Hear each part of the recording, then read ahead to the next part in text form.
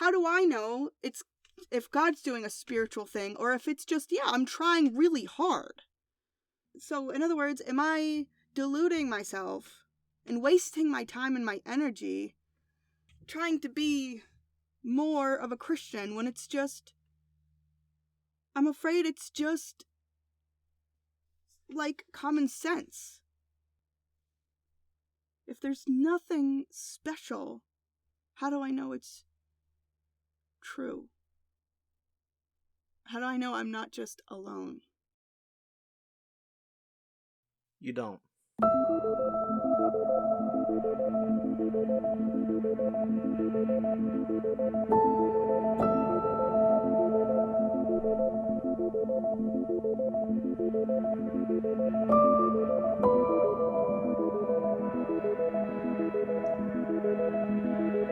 Welcome to the 42 Podcast, where we discuss life together, looking for answers to life, the universe, and, well, everything else.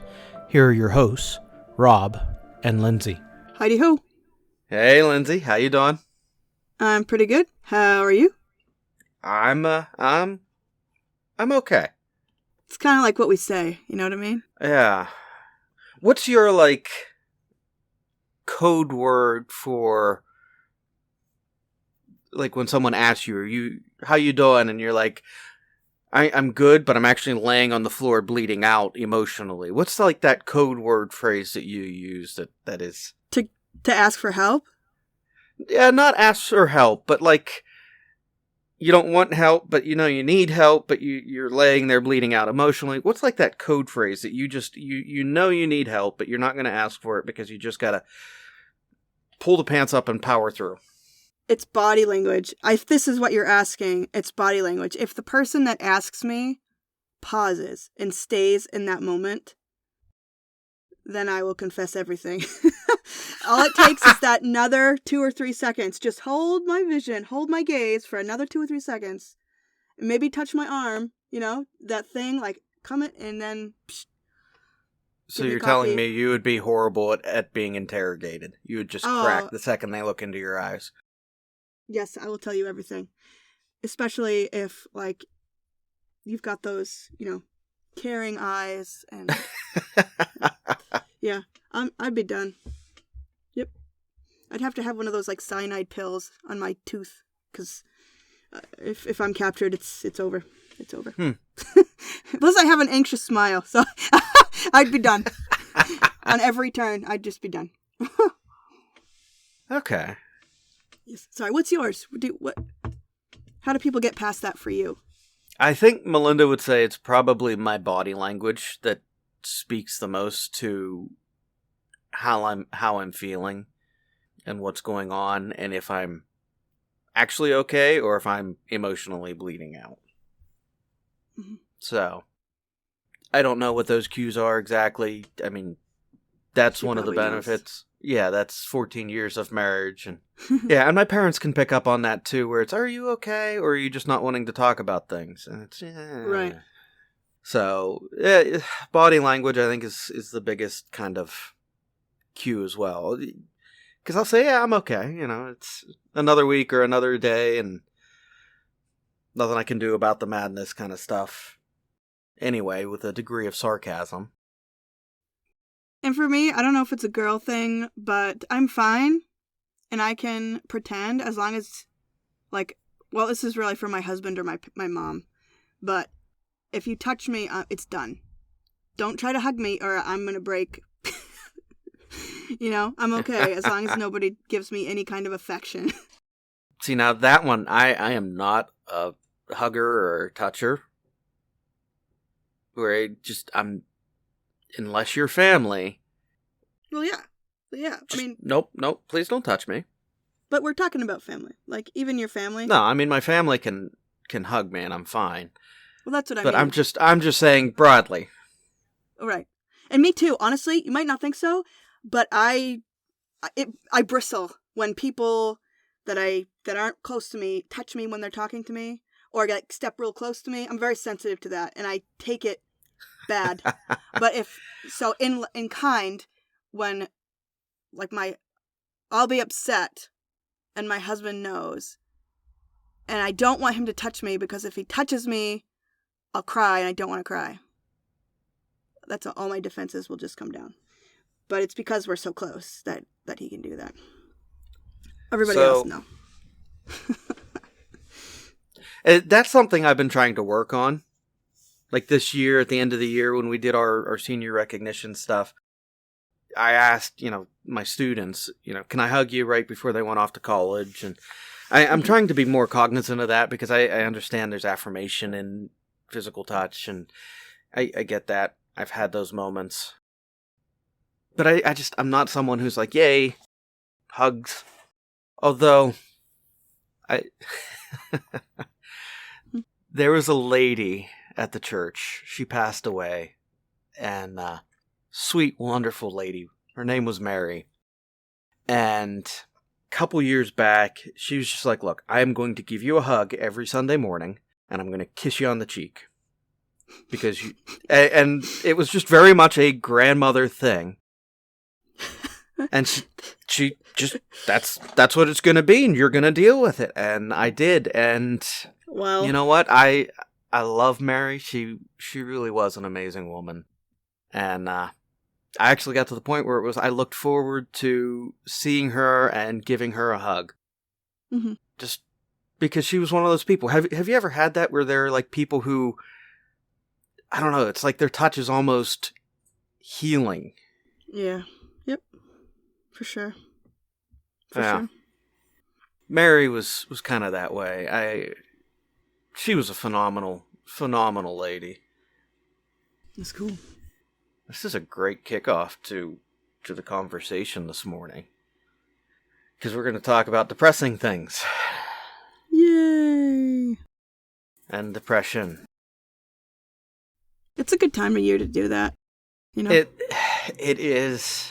January and February can be really rough. Yep. Really.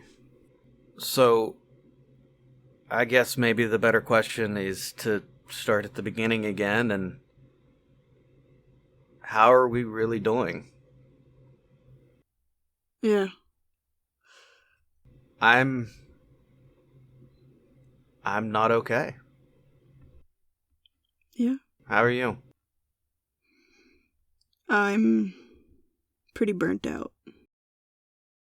So you say burnt out, and I'm going to ask because there's some connotations to that within my work. What do you mean by burnt out? I mean, I feel like my battery is on empty as far as giving to my kids. I just feel like I have nothing. I have very little to give, and I feel really bad about that. My rate of Star Wars consumption has increased, and I know I'm sort of like not doing so great with my personal journey with Jesus, and that's frustrating, but I just feel kind of apathetic, I guess, about things right now. Like, I feel like I'm failing or being disappointing on so many levels, and it's discouraging. Okay. Yeah. That's me. No, and that's okay. It's very okay to feel that way, to be that way. Okay. Have you felt this way before, burnt out with your kids, or is this new? Is this seasonal? Seasonal's a good word for it. I think I just need some perspective, a break. I just need kind of a break, which is coming, so that's good. It's February vacation, and this coming week, and my parents are going to take the kids for a couple days. And I think that will help a lot to give me some space, mentally, spiritually, emotionally, just to sleep in past 4:30 sometimes. Maybe be able to go and exercise anytime I want, or read as much as I want, edit as much as I want, just to be able to do me for a little while. But yeah, it's definitely cyclical. It'll happen. As far as being burnt out with the kids, yeah, it happens. But you you have routines and escape hatches built into your life that help with that then. Yeah. Yeah. So you can feel burnt out, and you have a way of coming out of that. I do things to help assuage. Is that a word? Correct! That feeling where, with the Star Wars or with fiction and sort of escapism, getting it more into movies or getting more into video games or getting more into books or alcohol. But I'm not drinking right now, so I can't do that. So, it's been hard. I gotta say, it's been hard not drinking right now. Yeah, but it's actually probably better. Well, not probably. That is better in the long term because it is a depressant in and of itself. Yeah, I actually have to face what I'm feeling. I have to actually feel what I'm feeling. Yeah, and I sent you that meme that was a kick to the gut for me, where it's drinking is borrowing tomorrow's happiness. Mm-hmm. Rather than feeling the depth of what I feel, it's, I'll just borrow some of tomorrow. No, Yeah. That doesn't work. So, in a way, I'm responding better right now than I had been in the past. But I don't know if this is going to make any sense. But in Christianity, there's this thing where the more you pursue, in general, the better it gets. The more you invest, the more you return. Which is kind of a mental thing. It's sort of, the more you read about a subject, the more you're going to know about a subject. Is kind of common sense. And just before, in the month of December, November, I had really been running hard and was being mentored by this friend of mine who's still there and involved, but I just haven't really been writing to her as much. But I had been having like these dreams that were really spiritually relevant, and I was like, I don't know, I felt like I was being used by God, but I was drinking at the time, and I kind of felt like God was saying, you can choose one or the other. You can grow spiritually and be used in this way, like with dreams, and I don't know, I cringe to say prophecy, and grow in your knowledge, or you can grow spiritually, because in the Bible it kind of makes it seem like it's one or the other, with the Nazirite vow, and then later on it says, do not be drunk with wine, but be filled with spirit. It seems like kind of an either or thing. So I'm like, cool, okay. So if I stop drinking, this is going to be better. We're going to get better. There's going to be more spiritual encounters. It's going to be easier to be plugged in. I'm going to grow more. I'm going to have more experiences with you, Jesus. But it's kind of like since December 30th, when I decided to stop drinking, nothing's been given to me. I haven't had anything. I've had no dreams at all. Nothing. No dreams. It just sounds so dumb. I'm fussing about not having dreams, but I just feel like it's totally nothing. I feel like I was sort of hinting at, hey, you want to know real fruit, then quit drinking. And it'll be more productive. You'll be more productive. You'll have more hunger. And I tried. I'm still not drinking, but I guess I'm disappointed that it's like, there's nothing. It's just sort of, if I work, and I don't know, if I plug in 100%, am I going to get something? Yes. But is that God, or is that just it's just common sense. So I struggle with the logic of that. I don't know if that makes sense. I don't think I'm making my point very well. No, you actually are. Okay, so first, I'm trying to think how to unpack the question, because there's a lot of questions in there, and they're good. Mm-hmm. I think the first part to press into is what you feel like was you giving up for you to get. And that is the old style of Christianity. The very popular, if I give up, I get. It's equative, which is not how that relationship works. it's too easy, too common for the church to teach that, where, Old Testament, there isn't a degree of equative. You have, like you said, the Nazirite vow. Okay, we're going to give up all this stuff, and this person before God will be pure and holy because they've given up. But the problem is that was pre-Christ. That is pre, absolution of sins at the cross. So that's the old system. And the church has not always done well adapting past that old system. Does that make sense? Yeah. Jesus wants you. Everything about you. Every piece of who and how you're broken, because those breaks now show where he is. Okay? Mm-hmm. So then the second part to what I would say to that is, it also sounds like, yeah, you know what? He wanted you to, I would agree that it was probably very much give this up. Move away from this, because when you move away from this, you will find new levels of connection and intimacy. I can't speak to what that would be in the spiritual gift sense, but more levels in the intimacy of knowing him. But isn't that cause and effect, like what we were just saying? Yes. But it's not giving it up and saying, okay, I have given up and now I receive a gift, spiritual gifting. It's giving it up and saying, I'm walking in relationship.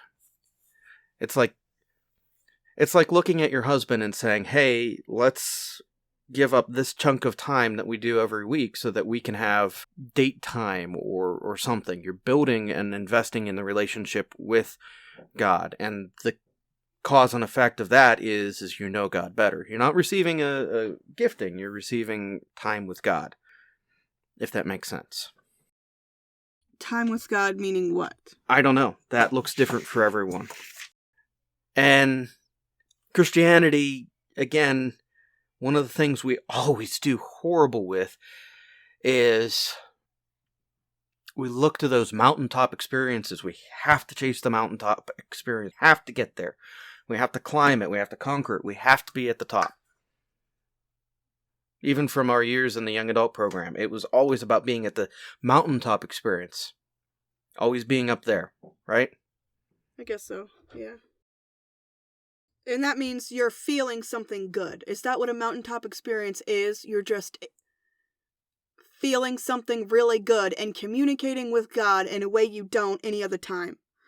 So that's like, yay, God's actually talking to me. That's great. So that's the mountaintop experience. And forgive me for this, but the way I equate it is, it's the Monty Python, the clouds split, God's face reveals, the butt trumpet angels appear, and... Did you just say butt trumpet? Did you never watch Monty Python? I guess not. No, I guess I never saw that. in that moment when God appears, the clouds are splitting, you're seeing God in Monty Python Search for the Holy Grail. All the angels bend over and stick trumpets to their butt. Oh no, that's awful. Okay. Now, I'm not right in the head. I'm in youth ministry, so yes, my view is skewed, but that's how I've kind of always viewed of the mountaintop. You want that cloud splitting, God is there, it's all angelic and holy. There is no sadness or grief or hurt. There's just joy. We suck at that as Christians, because that's what we're chasing, a high. Well, yeah. Duh. Yeah. And that doesn't work. Would you rather God talk to you right now or him not talk to you right now? It's sort of a given. You know what terrifies me the most? Is that when I look at my relationship with God, when I look at the path I have had in my faith, in my walk, in my journey, I have had a lot of great, amazing mountaintop experiences with him. The ones where I hear his voice, the ones where I know he is moving and working, it's never the mountaintop. It is never the high moment where my spirit is built up, it's the valley. It's the low moments where I feel like I'm being kicked and I feel like I'm being spiritually gut punched every 30 seconds. Those are the moments I keep finding God. So, I'm going to read a chunk of scripture. All right. And then let's talk about it. Okay. I am reading out of the Net Bible. It's a new translation I keep playing with. So yeah, we'll go with that. The Lord is my shepherd. I lack nothing. He takes me to lush pastures. He leads me to refreshing waters. He restores my strength. He leads me down the right paths for the sake of his reputation. And even when I must walk through the darkest valley, I fear no danger, for you are with me. Your rod and your staff reassure me. You prepare a feast before me in plain sight of my enemies. You refresh my head with oil. My cup is completely full. Surely your goodness and faithfulness will pursue me all my days, and I will live in the Lord's house for the rest of my life. Psalm 23. Okay? Mm-hmm. Almost everyone is familiar with that, more in the King James language than that. Yea, though I walk through the valley of the shadow of death, I will fear no evil, for my Lord is with me. Specifically that line.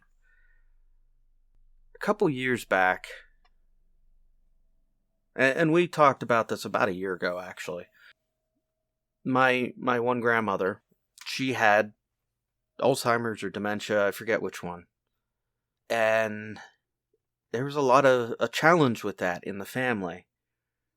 How do you even begin to deal with that? There's a lot of things to unpack emotionally there that happen, and it's challenging.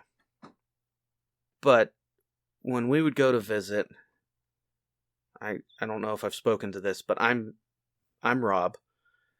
And for her, in her life, there's Rob, her grandson, Bob, her son-in-law, and Bob, her brother. So by my name, I span 3 different sections of her life. Mm-hmm. And she confused me with each of those individuals at different points. So I could exist in different periods of her life. Which gave me a grace to sit with her, to talk with her. And she always wanted to read Psalm 23. I love that psalm, I do.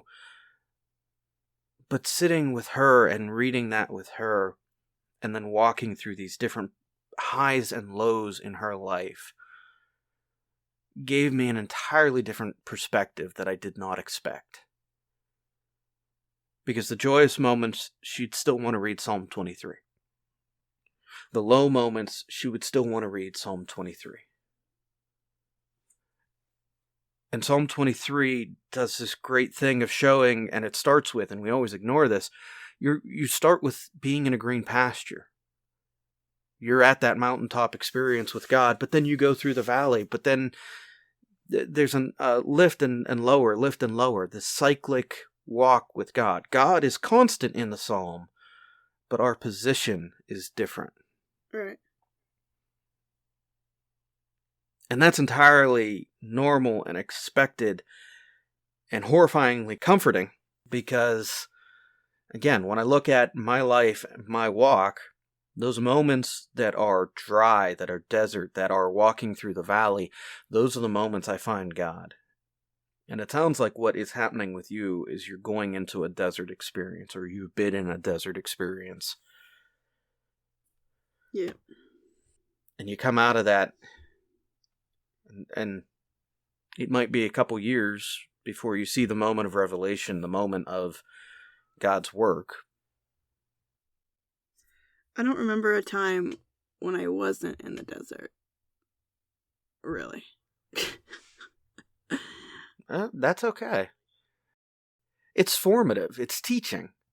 It sucks. It's the opportunity to grow and change. And nobody wants that. not on the terms of honestly chiseling off pieces of who you are, analyzing them, and then growing. Nobody wants that. Mm-hmm. You're looking thoughtful but discontent.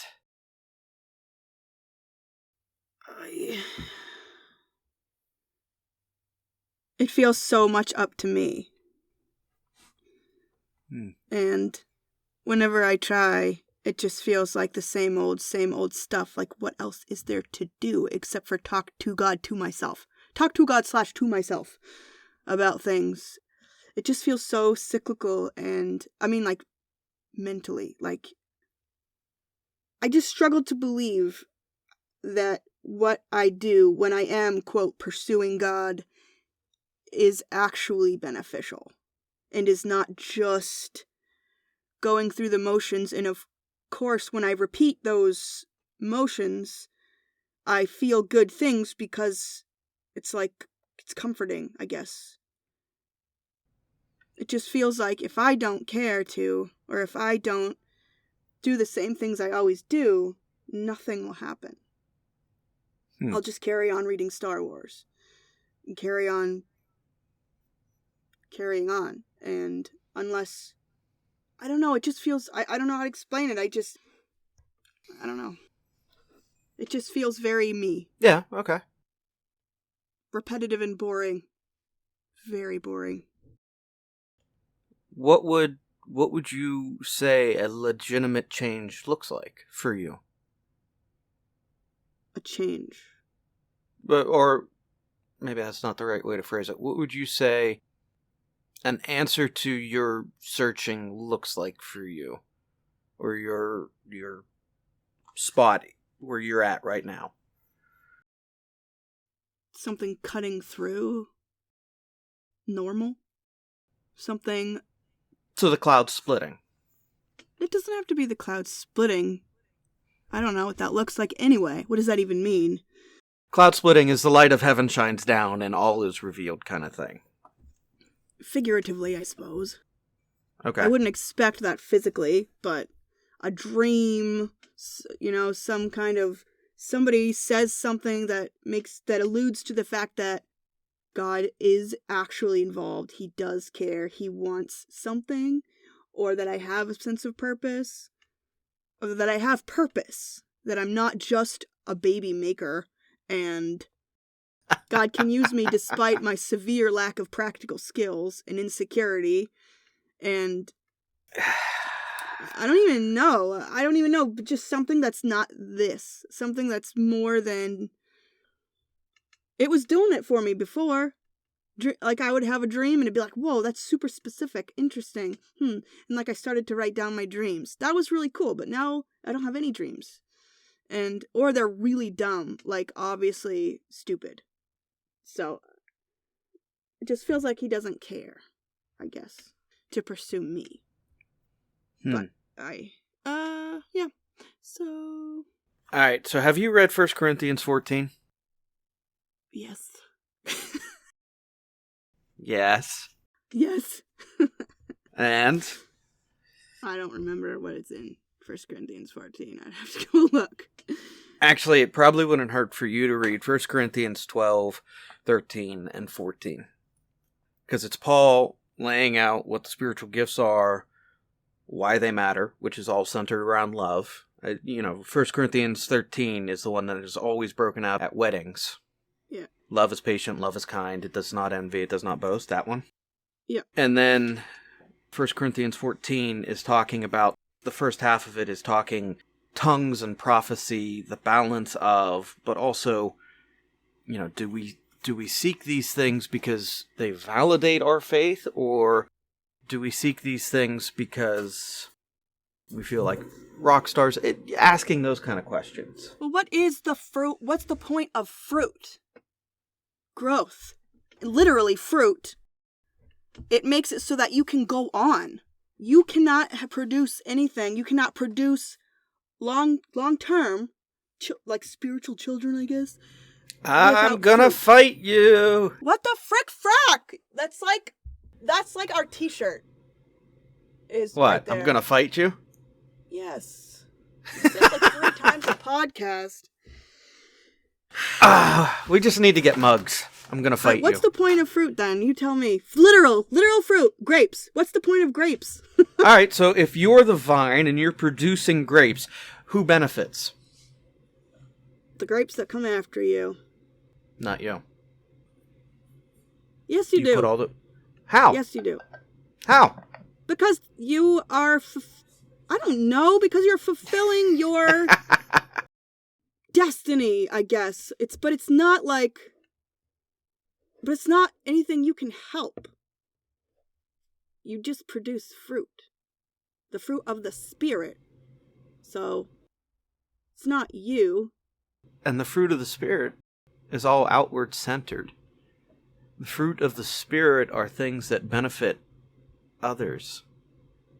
Not you. That's boring. Is it? Oh my gosh. Oh my gosh. I love it.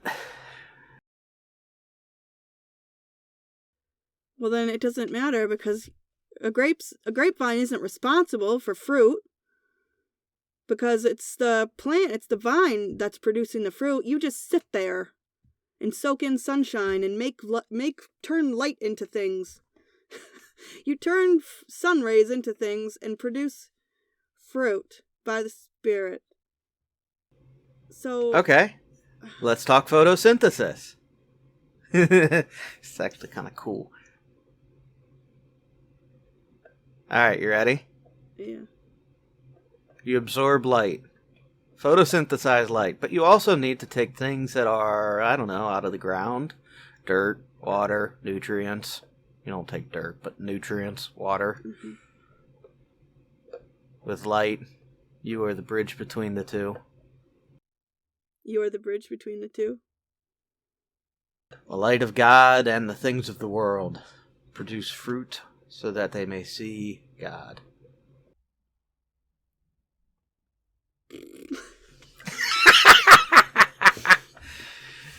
Okay.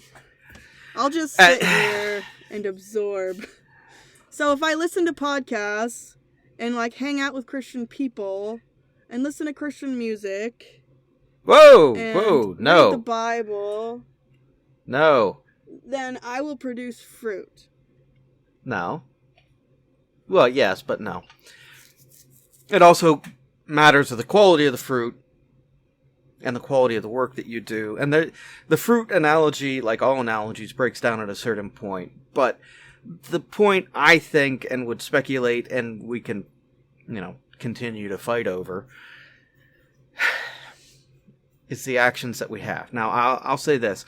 You do have an impact. You are an incredibly sharp and challenging individual. I mean, this is why 2 years ago, a year and a half ago, whatever it's been, when you were in the middle of that, I reached out and it was, let's do a podcast together. Because your mind is of value. You have, and before we turned mics on, we were talking about stuff. And one of the things that I mentioned was the logical, oh my goodness, what did I call it? Logical fallacies? Logic traps? Whatever it was. That I see people fall into. And we probably have our logic traps that we fall into that we're blind to. But I feel like the conversations you and I have with our audience, with each other, that there's a lot of good that comes out of this that we may never see.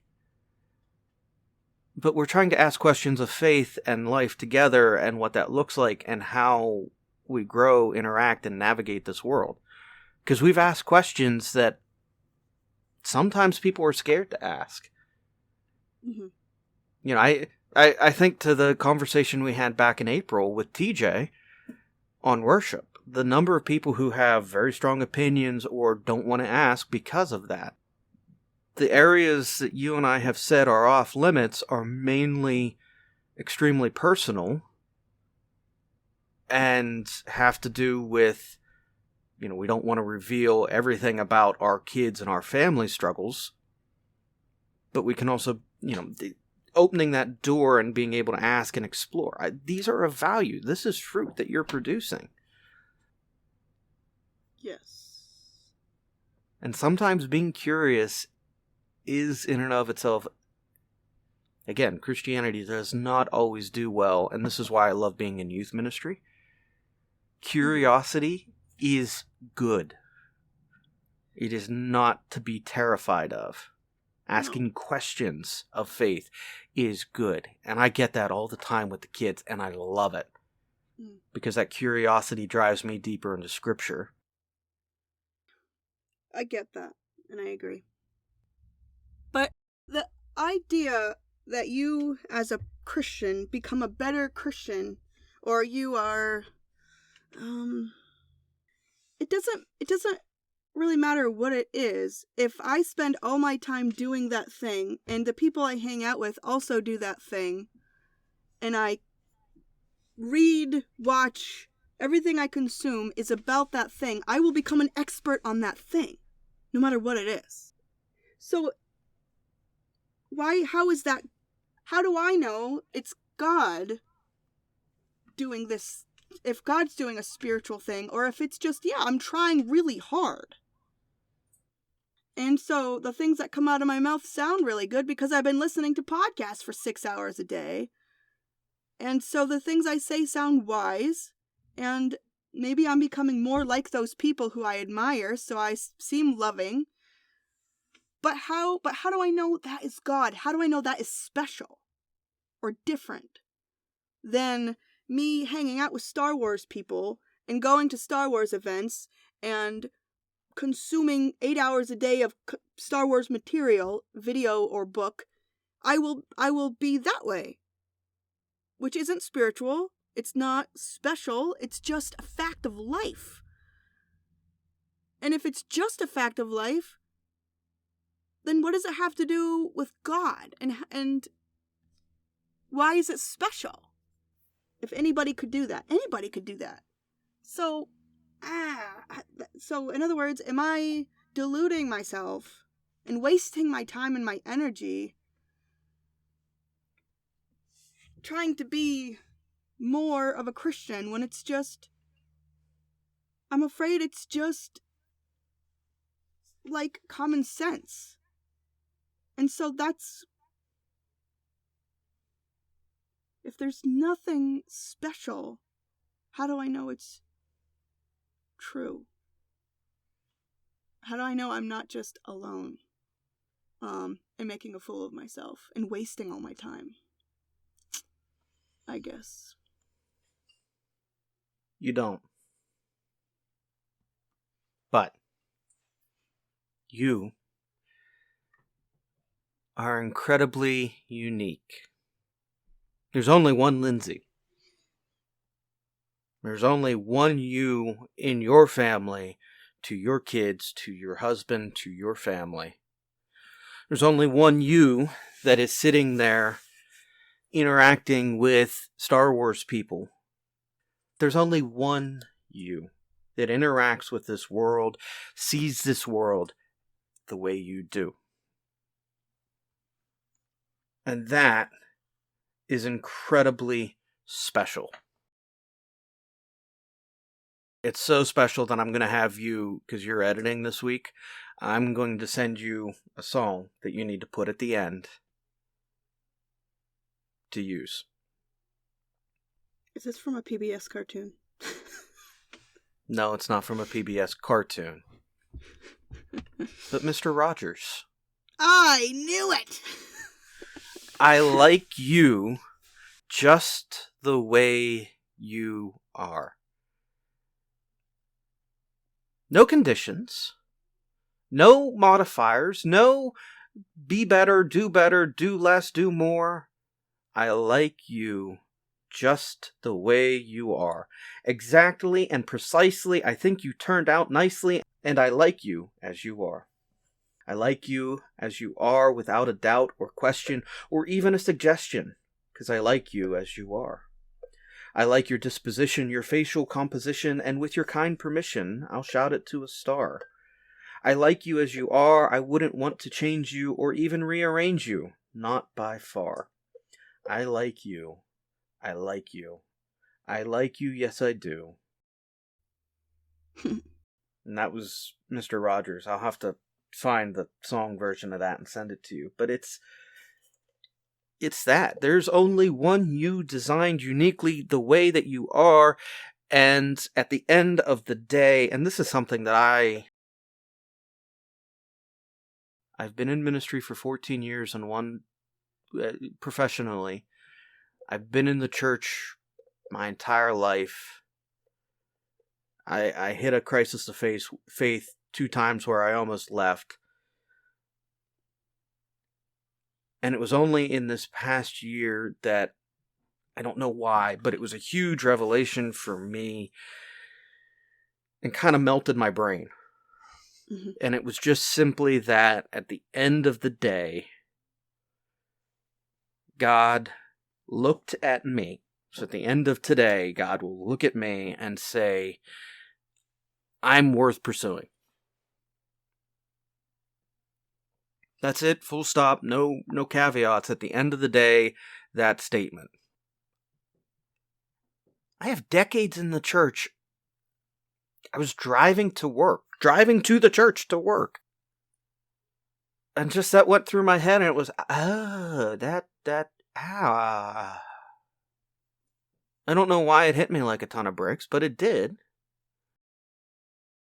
Our discussion this morning is centered on depression and kind of what we're going through and have been going through. And that's why that statement hit me, because my depression undervalues who I am. There's a degree of joint trauma. I don't like using the word trauma, but my wife keeps telling me it's the word that fits for what the 3 of us went through so many years ago. But there are elements of trauma involved with that. And it's not that it was bad. It's not that the people were bad. It's just there were moments that were crap that have sat in our lives and our hearts. And some of that, for me, is the devaluation of who I am and the work I do. Some of that, for me, is my journey in education, because I felt like an idiot for the first 10 years of my adult life because I didn't have a bachelor's degree. I couldn't do that college thing, and I couldn't do it well. So that hit me because I deal with seasonal affective disorder, SAD. December, January, February can be crap months for me. December I can get through because there's always Christmas to focus on with the church. And I can, pull up my pants and be a big boy and yeah. There's a mission, there's a goal, but then Christmas is done and I feel like crap. Yeah. And I think that's why that hit me, because it's that at the end of the day, you are of value to God. At the end of the day, Mr. Rogers would still look and say, I like you just as you are. Broken or whole, it doesn't matter. Broken or whole, you are still Lindsay, who, if you ask your children, what do you think your children are going to say about you as a mother? Depends on the child. But will they say it in sarcasm? And I understand that. No, I'm kidding. They would say I'm the best mom in the world. That's what they would say. I have to share this. I really do. Just a funny aside, all right, real quick. I poke and tease my kids. My kids are amazing.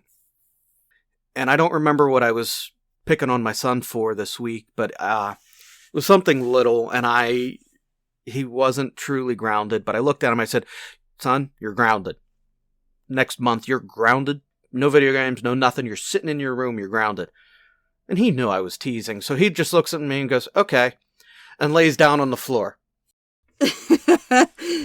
And I looked at him for a moment, I was like, what are you? Oh, you're grounded.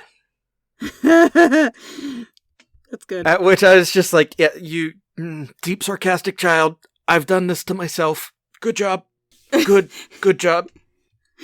So Now, if I look at a kid and say, "You're grounded," they're like, "Okay," laying on the floor. So, but yes, your children would look at you and they would say, "You are a good mother. You're fighting for them. You may not feel like a good mother. It's okay. It's okay to not feel like a good mother, to not feel like you have value. That's okay. It sucks saying that, but that's okay to feel that way. What we have to do is zoom out and either allow others to tell us the value that they see in us, or allow God to tell us the value that He sees in us. And that's tough, because we want to fight why I'm not good. We want to tell everyone else, I'm not good enough. Maybe not the reasons why we feel we're not good enough, but I'm not. And that sucks. Because we're fighting ourselves. We're fighting the validation from others. We're fighting the love and joy that others want with us and for us. And sometimes just being open and honest about that sucks in and of itself. It doesn't make the spiritual journey or questioning or struggles go away, but it's there. It lets us wrestle with it. Yeah. I feel like I also might need to apologize to you a bit.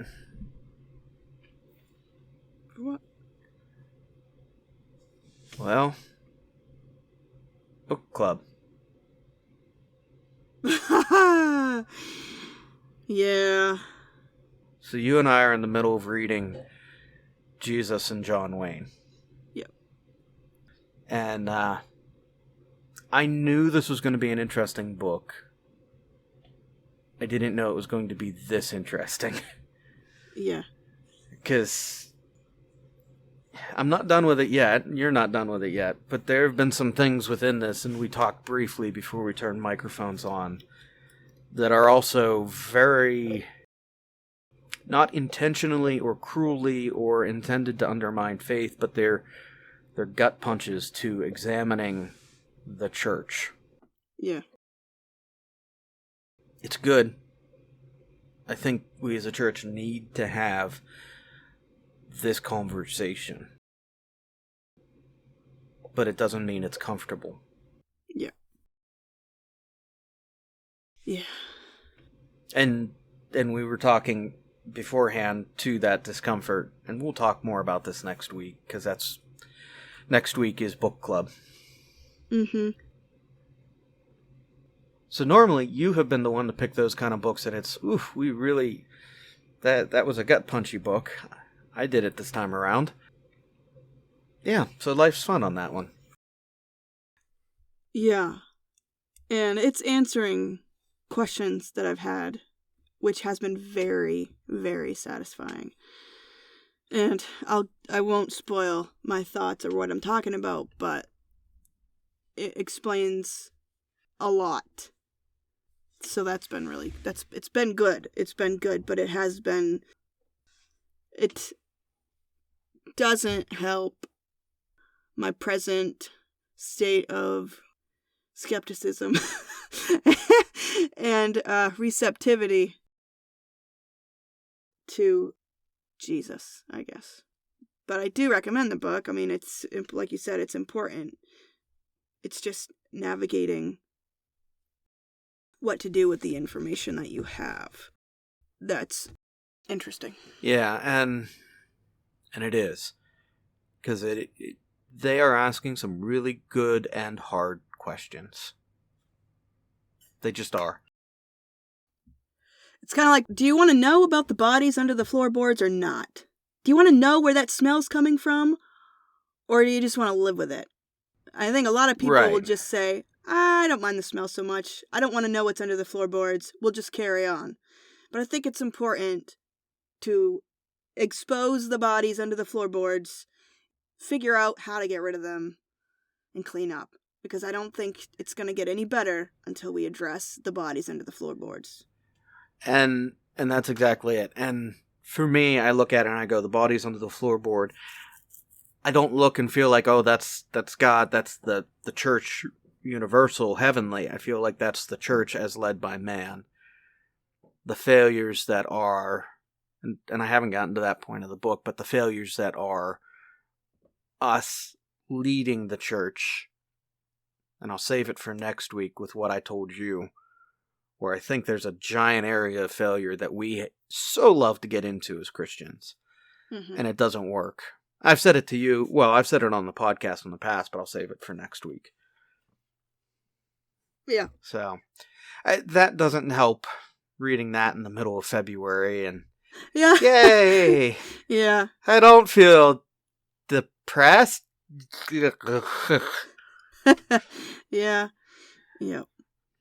So, I will say, I said about how I struggle with sad. One of the weird things that I've been trying, this has been my worst year with dealing with this. I looked at Melinda and I said, I think I might need to go see a doctor and have a discussion about medications for next year, because I have never dealt with it like this before. But one of the things that has helped is I've been using one of those light therapy things. Mm-hmm. I've been trying that. It's the first year I've done that, and it has helped. Mm-hmm. So if you're out, first off, if you're out there and you're depressed and dealing with sad, go see a medical professional. Don't take our advice. Go see a medical professional. We're just talking about our experience. Mm-hmm. My husband takes vitamin D, and that helps him. And that's what I've done for years and have done well with. That helps me, has helped me.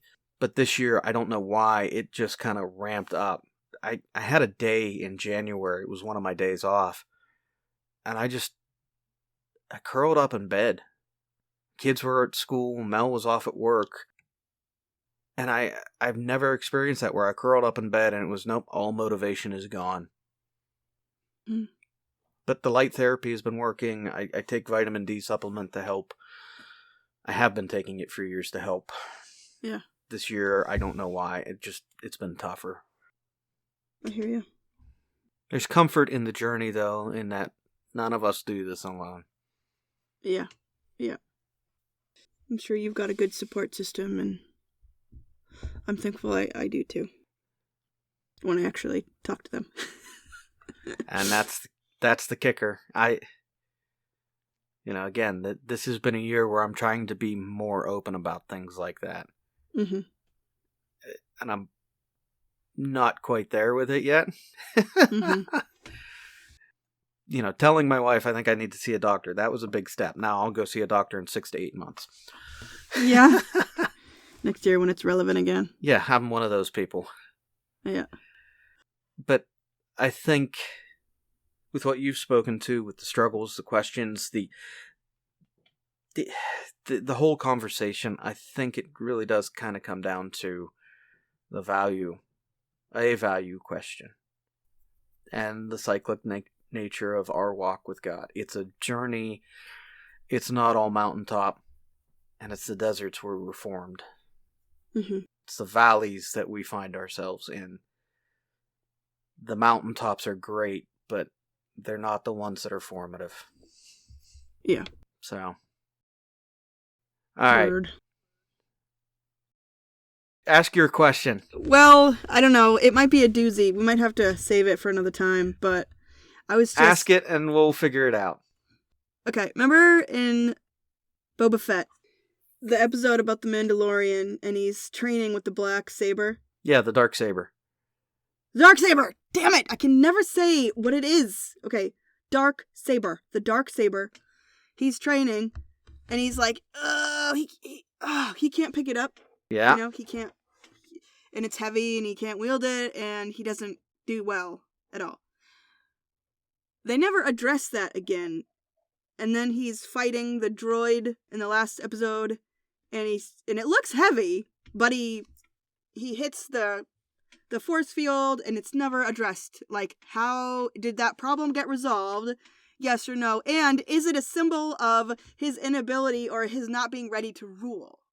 You know, like the Excalibur thing where you can't lift it out of the rock until unless it's the person who's ready to rule. Is it that on the nose, or is it something else? All right. Watch me do this. You ready? Yeah, I'm scared.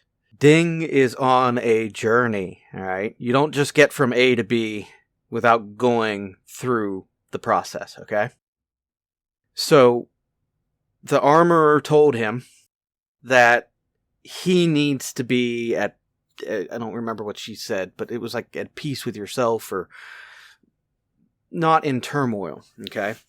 And they do cover this in the lore of Star Wars, because if you're not at peace with yourself, with that saber in particular, okay, then it reflects in how you can use that saber. They go through that with Sabine and when she had the dark saber. Oh, yes! When she's training in Rebels? Uh-huh. And, oh my goodness, why am I blanking on his name? Kanan, thank you. And Kanan is training her, and he's like, you gotta be at peace with this. It channels your energy, it channels your turmoil kind of thing. La la la la la, Jedi-like things, okay? Yeah. It's the same thing that the armor effectively said to Mando, that you have to be at peace with it, you have to find that inner balance, and then you'll be able to wield the blade in balance. Until then, you can't. Alright? Right. So, at the end of Boba Fett, when he's able to wield it slightly better, yep, there's a big chunk of him that is now at peace. Grogu. Okay? Grogu's there. Yep. Right. So that he's at peace with that. But he still has to go and figure out, because remember, he's at odds with the way. Plan. Right. Yeah. And I really do think that is going to end with him not needing to wear the helmet as much, that he's going to find this balanced piece of being a Mandalorian that brings in the Death Watch, the Children of the Watch, okay? That brings in Bo-Katan, that brings in Boba, all those things, that's the next part of the journey in Season 3, okay? Yeah. I think that's also incredibly reflective of the conversation that you and I just had. The inner turmoils, the depressions, the anxieties, the fights of faith that are there, and seeking that journey that is realizing that the best piece of advice that we can take is finishing once again with Mr. Rogers. I like you just as you are. Mm-hmm. And when we start finding that, we start making that peace, life is fuller and richer. It doesn't mean we won't be depressed. It doesn't mean that we won't have hard moments, but it means that we can find those around us who will help lift us up and who we can help lift up. And for me, again, my perspective is community building. We talked about that with the, prepping episode with Bob, my dad.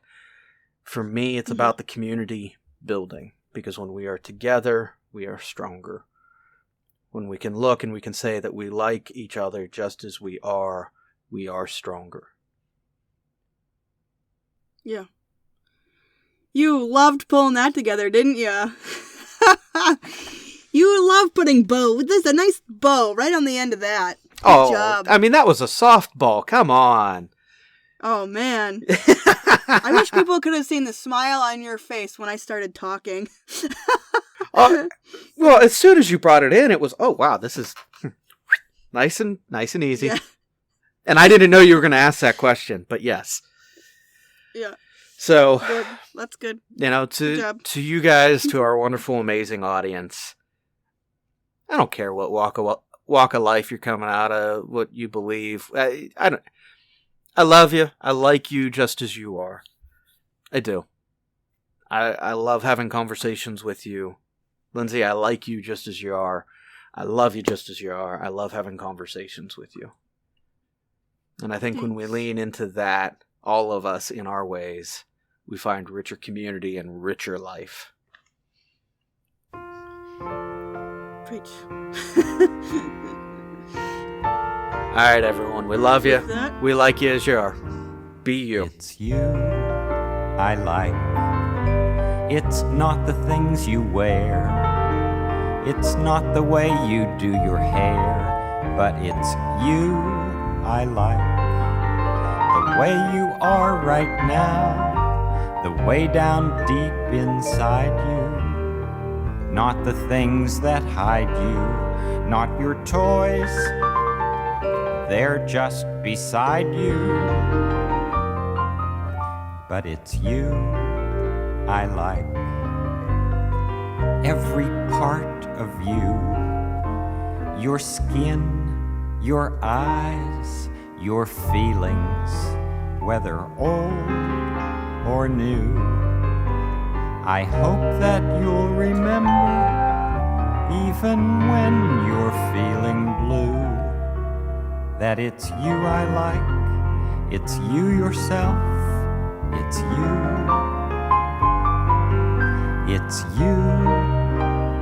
I like.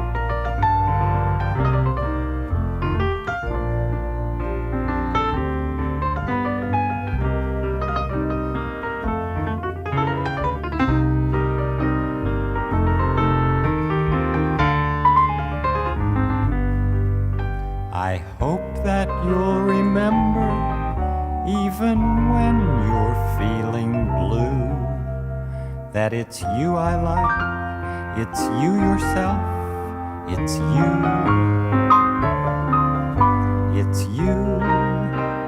I like.